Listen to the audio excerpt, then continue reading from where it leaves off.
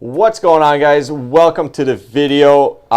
This is a continuation of the 6 things that you can do for weight loss that require literally no effort, physically that is.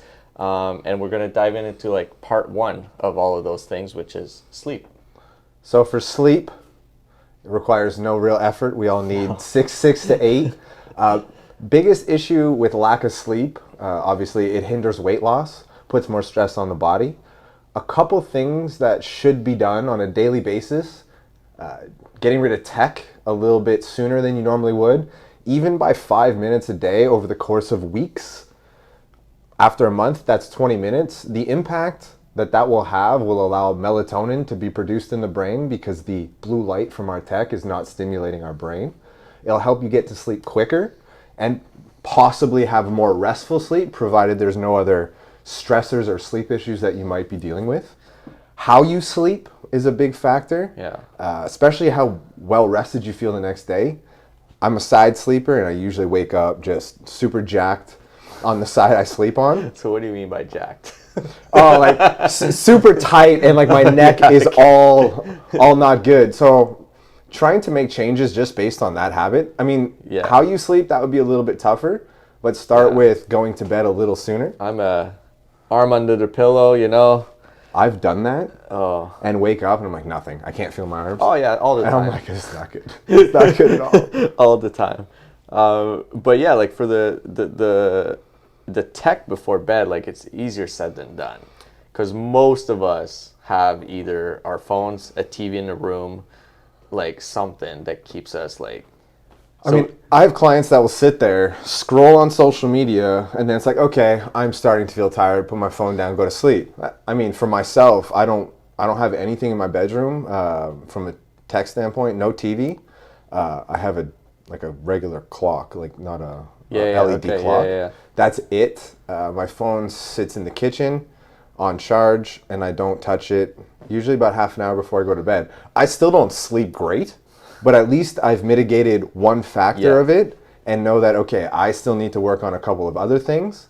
For me, it's eating too late. But I mean, which is interesting, because for me, I find when I eat late, I actually sleep better. It depends. The carb before bed, depending on the digestion process, can help with sleep. It helps with tryptophan, so it helps that feeling of sleep.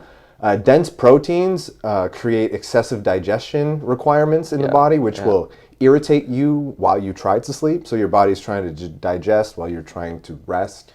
Obviously not ideal. Also sugar spikes. If you sit there and have, I mean, I don't want to be splitting hairs. You have fruit before bed.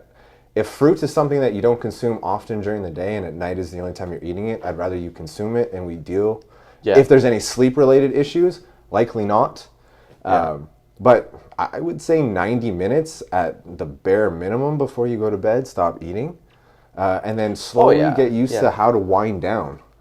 Yeah, no, totally. And don't drink like 2 liters of water before bed either. Like, well, I mean, the amount of times people get up through the night, like it's not healthy to get up 2-3 times a night to pee. No. And it's like, well, I have to pee. Well, like change your timings. It'll be advantageous to your restfulness in the morning. Yep, 100%. Less time you wake up, the better it is. And what does like good sleep, I guess, bring to a weight loss goal, fitness goal, all of that? I mean, that dives down more into like the effect on hormones, so like cortisol, insulin sensitivity, your hunger, the need for less quality carbs during the day, because those hormones or those insulin receptors are like, hey, we're hungry. Vegetables are not going to do it. Let's have something more pastry-like, and then you tend to indulge on less quality calories, crappier food. Another thing for sleep, if you don't want to get rid of tech before bed, look at blue light blocking glasses. You have to be very aware as to where you're going to get them. Some, like on Amazon, I've tried, and it actually caused me to get really bad headaches. So if you're going to do that, I know most prescription glasses have the blue light blocking lenses in there. If you want reading glasses for the day, you have to get a lesser blue light blocking percentage. If you want 100%, that will help sleep at night. but you don't want that through the day. You still need the stimulus of blue light, especially if you're at work, to keep you alert. Yeah. Cool. And do you find, like, for myself, if I don't sleep well, the next day I'm like groggy, tired, and that's when I make like worse decisions with food and like.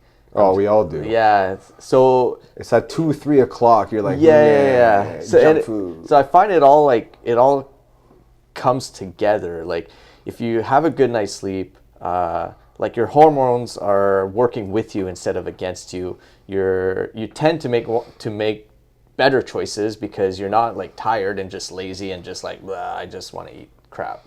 So in the end, it's like, it's obviously beneficial, but one good night's sleep is great. But if you're not trying to achieve that every day, I mean, you have one good day of eating and then the other 6 are garbage. Like, hurrah, you changed one day, but you still have to make those conscious decisions day after day.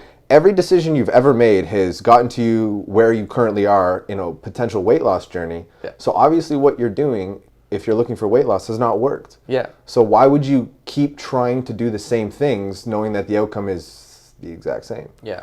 And changing small sleep things is not that hard. I mean, it's really not that difficult to turn the TV off and go to bed like even 10 minutes earlier. No, like we say, it doesn't take much effort. It just takes you need to start doing it, and then it becomes a habit where you don't even think about it anymore. You just do it all the time, and it will be uncomfortable. Every change that requires long term is going to be uncomfortable for a bit, but then when it becomes normal, you're like, nah, it doesn't affect me. It doesn't cost me any more time. I'm not less efficient, and I actually feel better. You just need this 21 day to build a habit. Maybe just think, oh, maybe I need this for the rest of my life. So how do I implement this as little as possible, that over the course of 6 months or a year, the benefit is so great, there would never be a reason not to do it. Right. Versus, I slept well for one day, but I still feel like crap the next. Unfortunately, it doesn't work like that. Yeah, no, it has to be consistent with every other aspect of fitness. And weight loss, unfortunately. Consistency is the only way for success. Yeah. On that note, if you have any more questions about like sleep, stuff like that, just leave them in a comment. Like the video, support the channel, subscribe if you haven't already, because there'll be way more videos coming. That's the goal. And we'll see you in the next one. See you soon.